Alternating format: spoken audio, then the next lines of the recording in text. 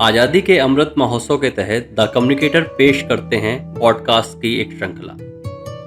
75 दिन में हम सुनेंगे 75 स्वतंत्रता सेनानियों की कहानियां।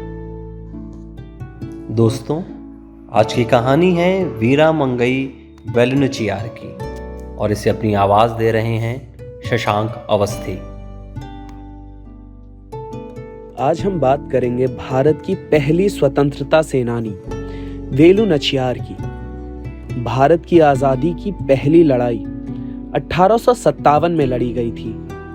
लेकिन क्या आपको पता है कि 1857 से लगभग 77 वर्ष पहले 1780 में भी एक लड़ाई लड़ी गई थी स्वतंत्रता की, जिसे लड़ने वाली तमिलनाडु की वीरा मंगई वेलुनाचियार थी।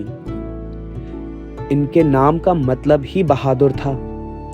वेलुनाचियार का जन्म 1730 ईस्वी में राजा चेलमुथु विजय राघुनाथ सेतुपति के राज्य रामनाथपुरम में हुआ था। कुल में कोई भी बेटा ना होने के कारण इनको बिल्कुल एक राजकुमार की तरह बड़ा किया गया। इनको बचपन से ही घुड़सवारी, तीरंदाजी, तलवारबाजी और मार्शल आर्ट्स की शिक्षा के साथ साथ कई भाषाओं को भी सिखाया गया, जैसे फ्रेंच, इंग्लिश और उर्दू। मात्र 16 वर्ष की उम्र में इनका विवाह शिवगंगा के राजा के पुत्र मुथु वदुगनाथ से हुआ। इनकी एक पुत्री भी थी जिनका नाम था वेलाची। अंग्रेज सैनिकों ने आरकोट के नवाब अली खान के साथ मिल राजा मुत्तू की हत्या कर दी थी और शिवगंगा पर कब्जा कर लिया। इसके बाद वेलुनाचियार को अपनी बेटी के साथ 8 वर्षों तक के लिए दिंदीगुल के पास विरूपक्षी में हैदर अली के आश्रम में छुपना पड़ा था।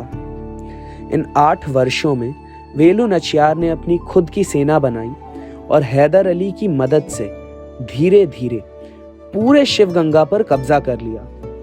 और अब बारी थी राजमहल की। उनको पता था वहां जाना कठिन, बल्कि बहुत कठिन है। इसलिए इन्होंने विजयदशमी का इंतजार किया। विजयदशमी के दिन वीरा मंगई ने महल पर हमला कर दिया। नचियार को जैसे ही अंग्रेजी बारूद के ठिकाने का पता चला तो इन्होंने अपनी भरोसेमंद सेविका कुइली को उन ठिकानों को नष्ट करने का आदेश दिया। तब कुइली ने मंदिर में रखे दीपक का घी अपने शरीर पर लगाकर आग लगा दी और बारूद के ठिकानों को तबाह कर दिया। इतिहास का पहला बम यही थी। कुइली और अन्य योद्धाओं की मदद से इन्होंने न सिर्फ अपना राज्य वापस लिया, बल्कि 10 सालों तक राज भी किया। इन्होंने महिलाओं की भी सेना बनाई और उसका नाम उदयाल रखा।